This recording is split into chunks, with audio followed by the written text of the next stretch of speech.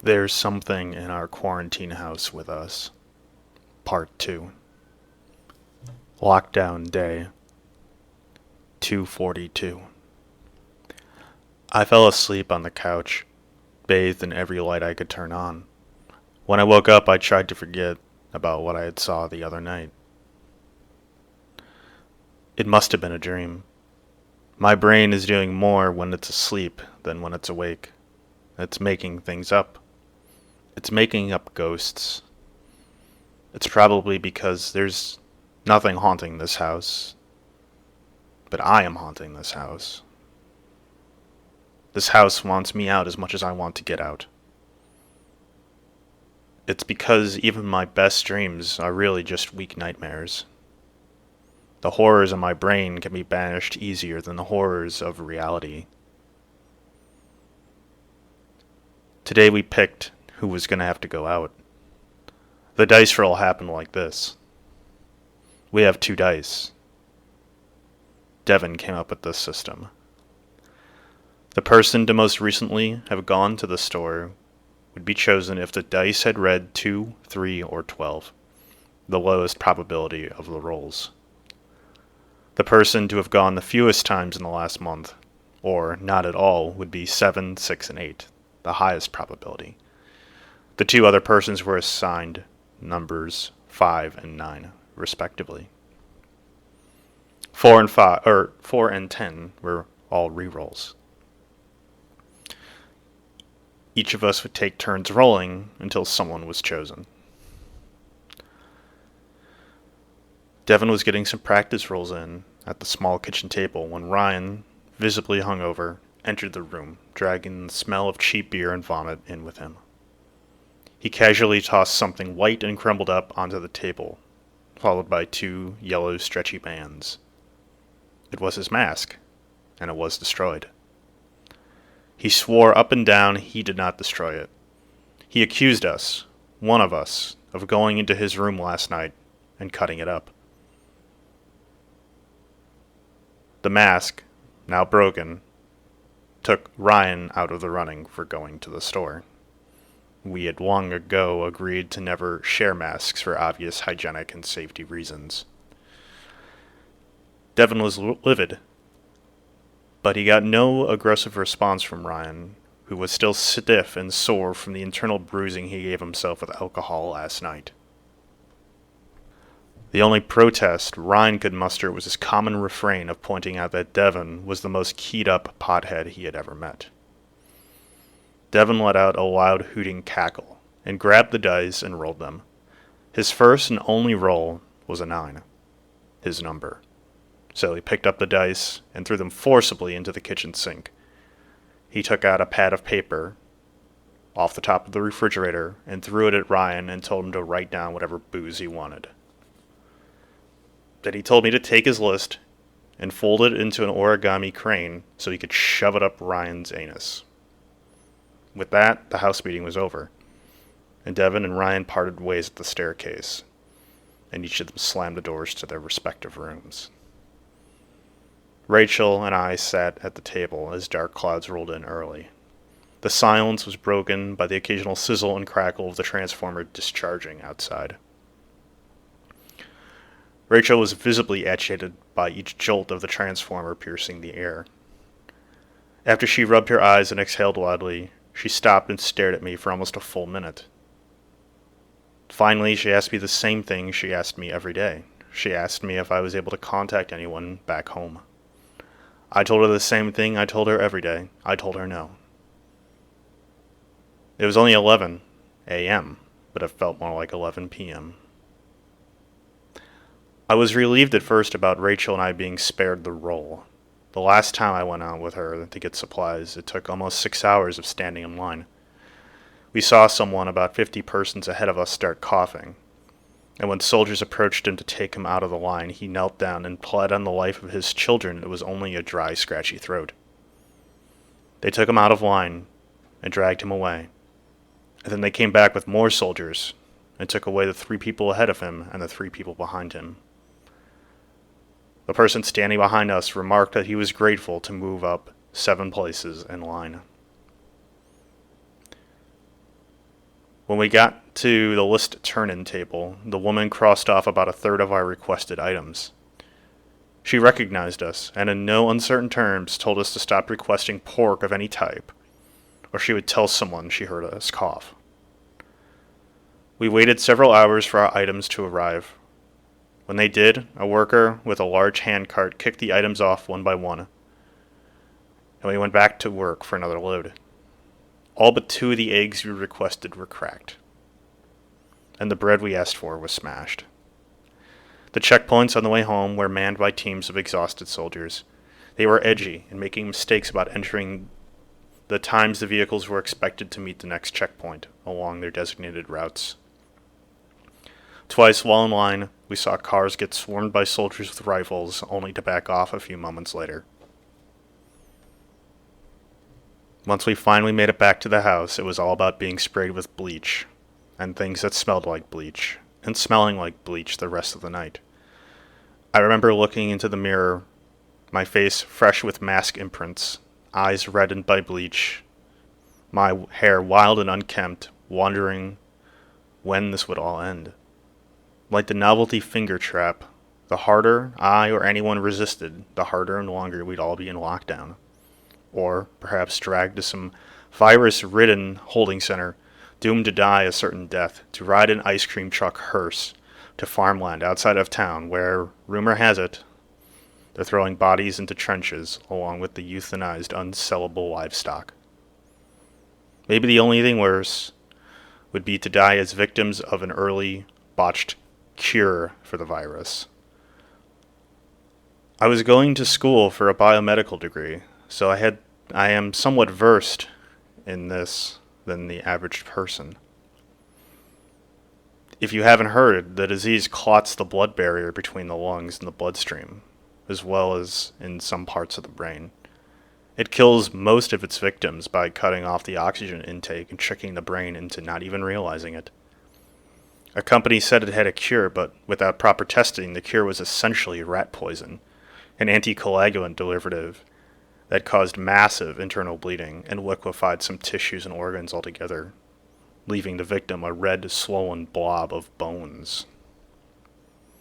The lucky ones bled out internally, while others suffered from severe, agonizing disruptions to their electrolyte levels before seizing and convulsing out. After that failure, they stopped broadcasting any information about potential cures or vaccines. Lockdown Day, 2:43. I must have been dreaming again. I woke up in the middle of the night because I thought I heard Ryan's keys jingling in the hallway next to my door. He usually does this, but this time it was more like pacing back and forth in front of my door. Then I heard the keys jingling violently as if he was running up and down the short hallway. I was only certain I was dreaming when I shook awake, when I heard Devin's door creak open, and his voice, deep voice, bellowed at the top of his lungs, "What the hell?" I heard a thundering of footsteps towards the stairs, and then I could hear Rachel's voice. I came out of my room to see Rachel pleading with Devin to not attack Ryan. I stepped in, and I used my martial arts skills to subdue Devin and place him into an armbar lock on the floor. Ryan curled up in the corner of the room with his hands over his head. On the floor was another mask, this one also torn up beyond repair. Ryan sniffled back snot and removed himself from the room to the couch. He spun around and dug deep into his pockets, declaring that he didn't have any keys on him, that it couldn't have been him. This was quite a development, and we were skeptical. He said he didn't know where they were. He said he had them on them when he went to sleep. Rachel asked him if he remembered when he came down the stairs. He replied affirmatively, then negatively. He said he woke up and couldn't find his keys and came downstairs to look for them when Devin attacked him about the mask. Ryan became more irate about his missing keys as he went back upstairs to look for them. After he left, I let Devin go. The only thing that Devin said was, "Good luck at the store." He said he was going to go back to sleep, since there was officially no point in being awake. Rachel thanked me for breaking up the fight. She asked if I heard Ryan's keys jingle in the middle of the night. I told her I thought I did, but that I also thought it was a dream. She stopped and wondered aloud if we had the same dream. That whole discussion ended. As terrifying as it was, the real terror awaited us. We looked at each other knowing what we would have to do. Part of me trembled. Part of it was knowing what kind of danger we were facing outside, and the other part was wondering if we would come home to two roommates ready to decon us, or if we'd come home to a freshly murdered body. There was much spoken between us at that moment, just looking at each other. We said nothing, and then we both went to get our masks on, since the clock was ticking on getting supplies for today. But that's when things really turned, when all the strangeness of my recent dreams invaded my precarious reality. I went to my room and into my locked closet and pulled out of my safe container my mask. It was also cut to bits, completely unusable. I carried it back to the den to show Rachel, who was donning her fully functional mask. Upon seeing it, she just tossed up her hands. Her eyes darted away from mine as she went for the door in a masked-up huff. The exchange filled me with shame, but more than anything, as I clutched the remains of my respirator in my hands, I had never felt more trapped nor terrified. I was befuddled with how this could have happened. The only logical explanation was someone, almost certainly Ryan, or almost certainly Devin, had entered my room. And not only that, they had a spare key for my door and my closet. That couldn't be, though. And even if so, I don't understand their motive, unless one of them was trying to frame the other.